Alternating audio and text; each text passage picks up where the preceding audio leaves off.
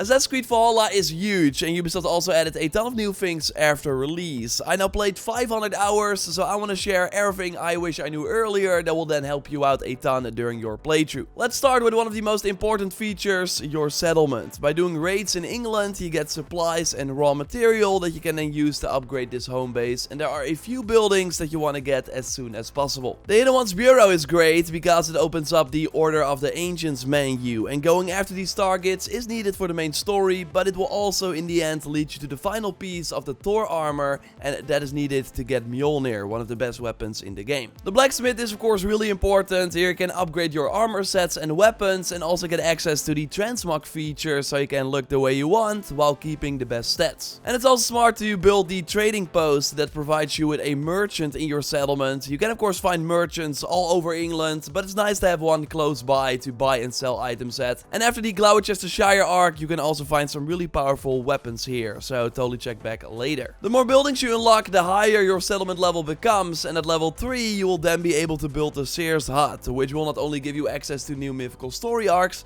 but also to the Isle of Skye that has some really cool missions and rewards. At level 3 you can also build the Cartographer, and this is great because here you can buy maps that reveal the locations of ingots, of raid locations, weapons, armor pieces and abilities, and we'll by the way talk about some amazing skills and abilities you totally want to get in a moment. Now the final settlement building that is really important is the barracks, because this opens up another useful feature. At the barracks you can for one make Jams Vikings or recruit Jams Vikings from other players. That's a fun feature, but nothing too big. Now the barracks are in particular nice because it unlocks the river raid activity, and when you do this activity you get foreign supplies that you can use to buy stuff at a special vendor, but more importantly to build the armory. And this unlocks the loadout feature, so you can quickly in your inventory menu switch between preferred playstyles and different abilities without having to manually do this all the time. Upgrading the armory unlocks more loadouts for you to switch between, so totally make sure that you unlock this as soon as you can. Now a thing you can already do way before this are mount upgrades, and you also want to get these ASAP. You can build a stable at your settlement, but you can also find these in the world,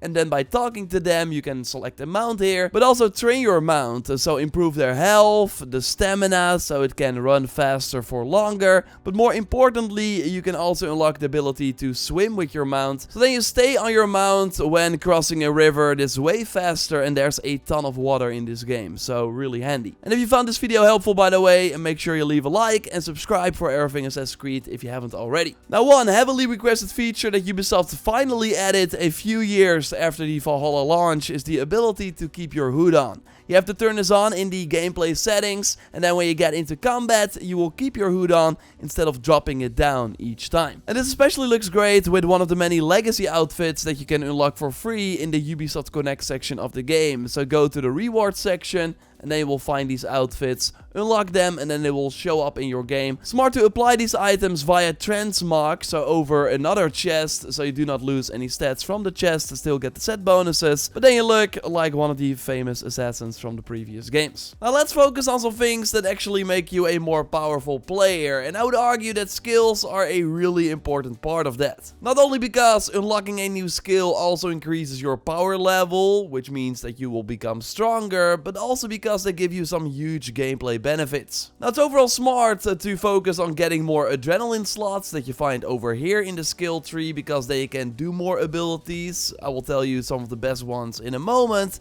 but yeah, make sure that you get these unlocked as soon as possible. And I also quickly want to shout out Brush with Death. This lets you slow down time on a dodge, so you can more easily reposition in combat. It's really powerful, but overall I think it's smart to actually look outside of the base game skill and to some that Ubisoft added for free post-launch. Because by simply spending one skill point you can unlock some really powerful passive bonuses, like Fight Ready, so you always start the fight with one adrenaline slot. In the Raven section you find Light Fingered to more quickly loot bodies, so totally look at these more impactful passive bonuses outside of the regular skill tree. It's a skill point well spent. But you especially want to get Idun's Heart, because if you then get hit, you regenerate the health from that last hit. And also, if you fall from a huge cliff, you will regenerate the fall damage. Like, there's no health regeneration in this game, but this skill does give it to you. It's really good. And also, Cunning Shot is really good. You do need the charged shot skill for this as well, but then if you use it with the Hunter's Bow, you get a ton of adrenaline back, and you can like spam this. So, easily hit all the enemies with this powerful charged shot and get a ton of adrenaline back in the process. And then another thing that was not in the game at launch is a brand new one weapon playstyle. This basically means that if you do not use a weapon in your offhand, so only a weapon in the main hand, you get a ton of amazing buffs. So for this you want to get the single hand defense skill, the single hand versatility skill, and the riposte skill, because then the first hit you get in combat will deal no damage and knock enemies back. You will always deal a guaranteed crit after a parry, so if you pair that for example with an item or like a rune that triggers something on a parry, you will always trigger that. And after doing a melee ability, you can do a free ranged ability for a short time, and also after doing a ranged ability, you can quickly do a free melee ability for a short time, so it doesn't cost any adrenaline. It's really powerful and changes the game up quite a lot as well, so it's a really fun playstyle. But yeah, what are good abilities to use? One of my favorites is the Harpoon Impalement, because this lets you deal an insane amount of damage onto a single target. It also works great against the Daughters of Lyrian, world bosses that you can encounter in the world. Time it right and you will really benefit from it. And you can also throw enemies against each other or off a ledge to complete powerful boss encounters really easily.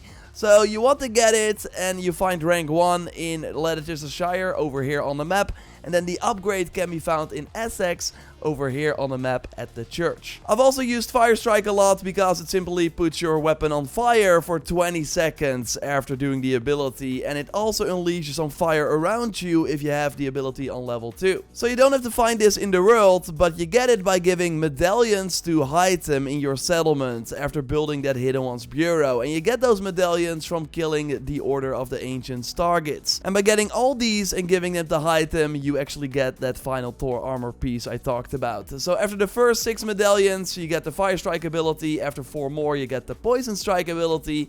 Just give more and then you will also get upgrades for these abilities. Vengeance of Thor is also an amazing melee ability. You can charge your weapon up with this powerful attack, but you don't have to. Like, it's way smarter to just activate the ability, deal a lot of damage, and you then also easily create an opening against an enemy. The attack is different per weapon, so some are totally better than others, but it's overall really fun and powerful to use. The location is over here in Oxenfordshire, and if you want to get the upgrade, it can be found in Gloucestershire over here on the map. For ranged abilities, you 100% want to get the Focus of the Nornir to slow down time and easily hit multiple enemies, with the damage per killed enemy also increasing if you upgrade the ability to rank 2. The first rank can be found in Leicestershire over here on the map, close to the settlement, and rank 2 is in Lincolnshire over here on the map. Thorn of Slumber also deserves a shout out, because with this you can put every non-boss enemy to sleep instantly and they can just assassinate them for an insta-kill. Now if the enemy is a higher level, you do need the advanced assassination skill unlocked for this as well, so you have this quick time event to totally unlock that as well. And for the ability we want to head to Norway over here on the map, so you can already get this very early on if you did not skip it, and rank 2 can be found over here on the map in Kent. Not really needed for combat, but you especially want to get the Incendiary Powder Trap ability for breakable walls, because then you can simply skip them without having to look for the jar close by. You find it over here in Grantabridgeshire, so high chance that you maybe already got it if you already completed this early game story arc, and you find level 2. That is, by the way, not needed for this tactic, but if you want to get it, you find it over here on the map. Now of course you do need an adrenaline bar to be able to use the Incendiary Powder Trap for this trick, but with the Master Chef skill you can get an adrenaline bar in exchange for a ration. So they can almost always do this tactic even if you did not have an adrenaline bar before. Now another amazing thing that has been added after launch and that you want to keep an eye out for is the exclusive offer in the store. So once per week you can test your luck for a random item, armor piece, or settlement or naval cosmetic. And especially the weapons that you can get in here are great, some of which can also show up in Redda's shop that you unlock very early on. And if you want to know more about that and other best weapons you can earn in the game, including Mjolnir, then totally check out my updated best weapons video that you can watch by clicking on the screen. Subscribe again for more Assassin's Creed content, a like would really help me out, and I will speak to you very soon. Goodbye.